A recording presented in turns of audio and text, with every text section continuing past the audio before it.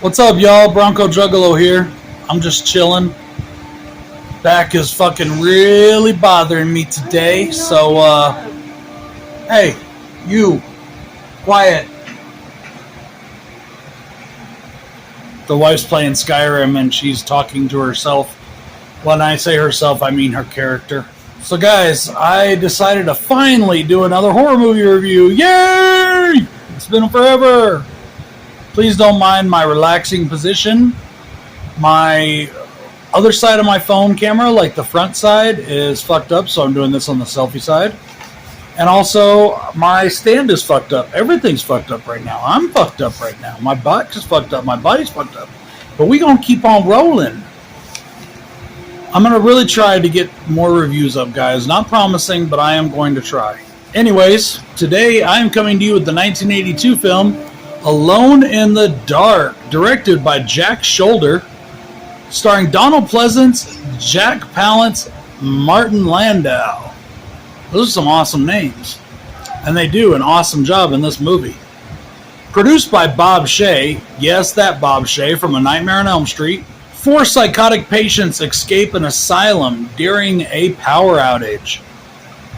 They go on revenge looking for the new psychiatrist that they believe killed their old psychiatrist. Now, this has a 6.0 on IMDb, and it had a $1 million budget and brought in $1.4 million in the box office. So at least it made its money back and got a few extra bucks, you know? I personally think this is an amazing film. We're going to get to that here in a minute, though. The UK theater version of this movie was completely intact.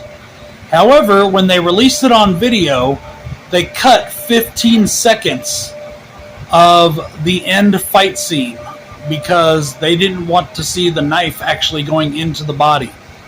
Zero cons, guys. Absolutely none. Zero cons. Had a blast. My daughter kept trying to sneak downstairs and watch this. It was like 2 in the morning. I don't know why she was still up, but she was. And she sneaks downstairs and she's trying to make it so I don't see her, and I heard her move, and I look over and she's down there. I'm like, what the hell? And I was like, baby, you need to get your ass up to bed because this one's going to give you nightmares. This movie has some genuinely scary moments in it. I mean, this scary shit, including my first pro, which is the first opening scene. This movie, semi-spoilers, because I don't know how many everybody that's seen this. I'm sure lots of people have, at least lots of you guys. This movie starts out with a dream sequence, which I thought set the tone for this movie perfectly, and was kind of a pretty scary dream sequence. Side note, I really like Donald Pleasance's big, giant, shiny knife in that scene. My second pro is I love the Sick Fucks. And who are the Sick Fucks? Well, they're a band that used to exist, an actual band.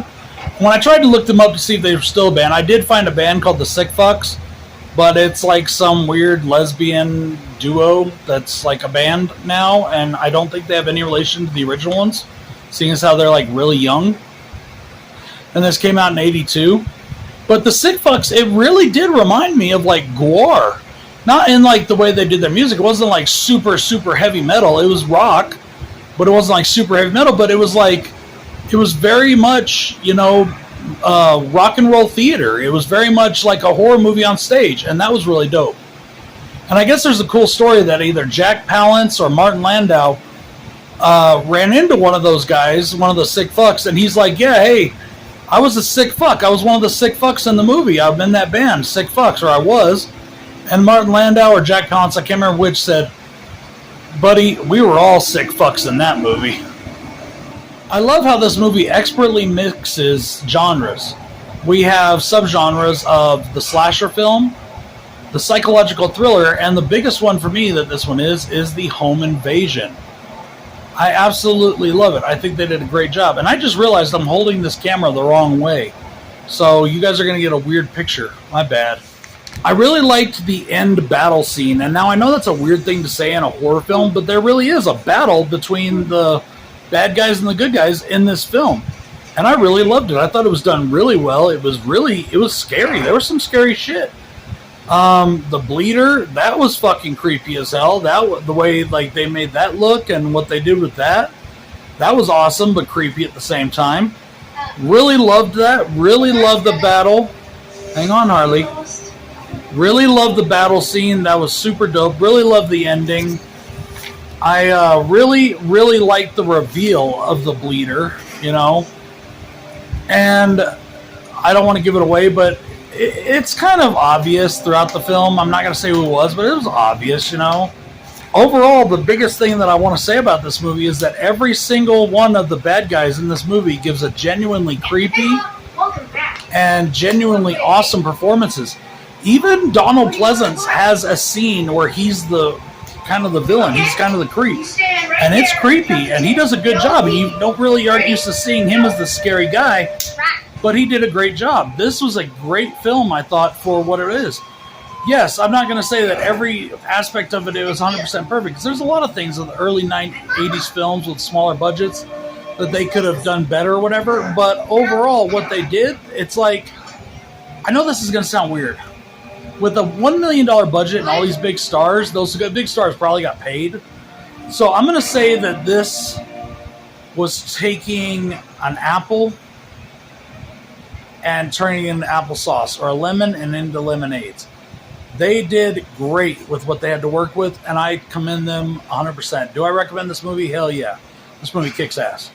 Guys, thank you so much for watching. This is BroncoJuggalo saying I'll see you next time. Hopefully I won't be laying down next time. I'm just hurting, so sorry. Peace, y'all.